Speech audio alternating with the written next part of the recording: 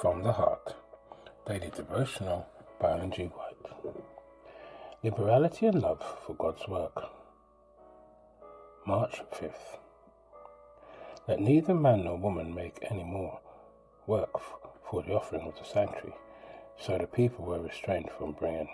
Exodus chapter 36, verse 6.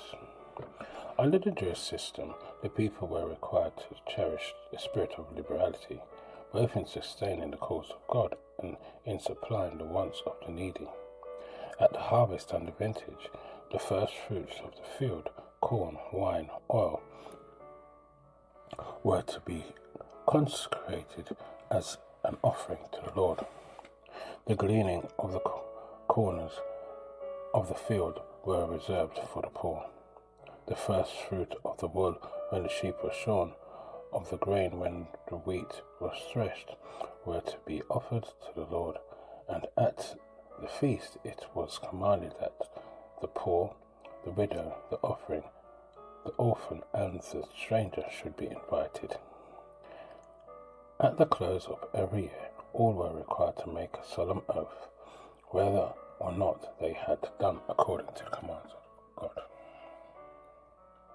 This arrangement was made by the Lord to impress upon the people that in every matter he was to be first. They were by this system of benevolence reminded that their gracious master was a true proprietor of their fields, their flocks, and their herds, that the God of heaven sent them sunshine and rain for their seed time and harvest, and that everything which they possessed was of his creation. All was the Lord's, and he had made them stewards of his goods. The liberality of the Jews in the construction of the tabernacle evinced a spirit of benevolence which has not been equaled by the people of God at any later time. The Hebrews had just been freed from their long bondage in Egypt.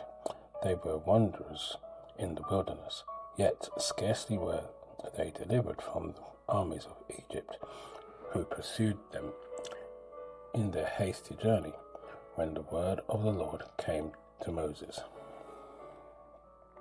Speak unto the children of Israel, that they bring me an offering of every man that giveth it willingly with his heart, ye shall take my offering. All gave with a willing hand, not a certain amount of their increase, but a large portion of their actual possessions. They devoted it gladly and heartily to the Lord. They honored him by so doing. Was it not all his? Had he not given them all that they possess?